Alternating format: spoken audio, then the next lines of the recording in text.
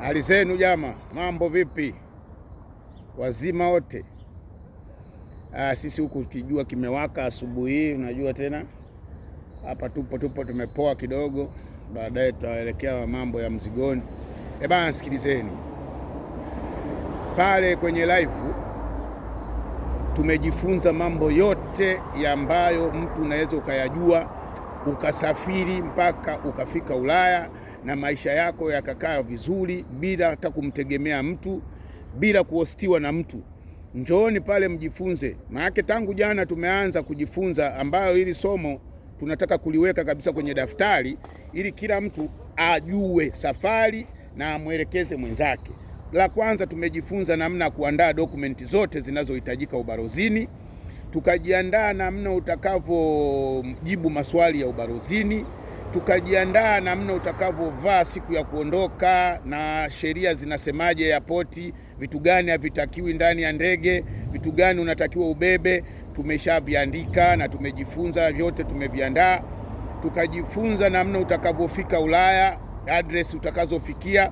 Tumejifunza kuliko kupitia kwenye address za watu, si nitakuhosti. Tumejifunza namna utakapofika Ulaya afu ujitegemee na address zile za watu ambao wana matatizo. Zipo nyingi tu, Red Cross, Caritas.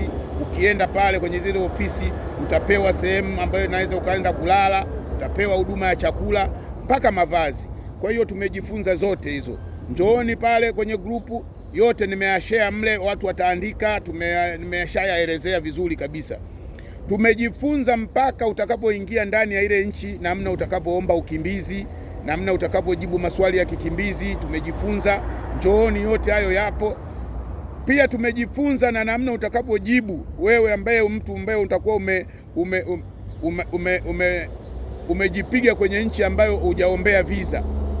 Tumejifunza yani yule mtu ambaye ameomba ukimbizi nchi ambayo hajaombea visa, tunaita hiyo Dublin fingerprint.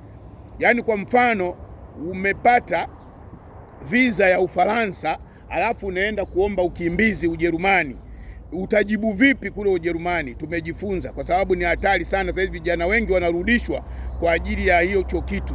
Lakini njoo kwenye live yetu, njoo na kwenye grupu letu la WhatsApp, tumejifunza na tumeyaweka mle. Watu wanaandika, watu wameweka kwenye madaftari, watu wamehifadhi.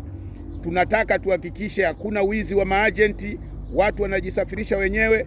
Watu watajua namna address za kuwapokea kule Ulaya, namna watakapoomba ukimbizi, mpaka maisha watakaokuwa wanaishi kule kwenye zile senta zao Ulaya. Bado tunaendelea na lile somo, lina step 13 mpaka tutakapozimaliza. Watu watapewa madaftari waandike, alafu tutasambaza hii elimu. Baadaye tutaisambaza TikTok yote, tutaisambaza YouTube, na baadaye tutaanza kuomba kwenye redio kubwa za nyumbani za Tanzania, ili tuwaelezee kabisa watu, ili wimbi la wizi lipungue, namna ya kuandaa document, kila kitu, usipite kwa agent. Hiyo yote tumeifanya na tunafanikiwa. Nadhani mtakuwa mnanielewa.